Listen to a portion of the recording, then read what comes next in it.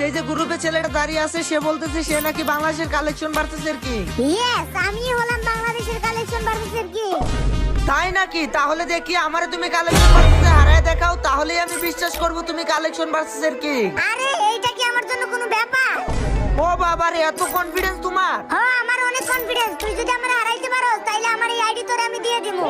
ভাই আমার তোর আইডি লাগবে না, আমার একটা স্বপ্ন 2 মিলিয়ন সাবস্ক্রাইব। তুই যদি হারস তাইলে সবাইরে বলিস সাবস্ক্রাইব করে দিতে। যা, সবাই তোরে সাবস্ক্রাইব করে দিব না। সবার আগে আমি বান্ডিল দেইতাছি। তোর মতো বিবেক পোলা বান্ডে আমি আমার গ্রুপ থেকে মারিলা। এই দেখ সিজন শাহ। তুই আমার অপমান করছো, তারপরে উঠে নাই আমার রাগ, কারণ এই দেখ আমার কাছে আছে বান্ডিল বাগ। স্টারের উপরেও তাকে স্টার। এই দেখ আমার কাছে আছে বান্ডিল রাইস্টার। ও ভাই ये क्या? আমার সাথে কালেকশন ভার্সেসে হাইরা তুমি দিবা একটা দৌড়। এই দেখো আমার কাছে আছে সিজন 4। তুমি সাকিব, তুমি বলো পোকা। বললাম ভাই পোকা। তাইলে এই দেখো ইনকিউবেটর জোকা। এবার তুমি বলো তো সে। বললাম সে। এই নাও তাহলে দেখো সব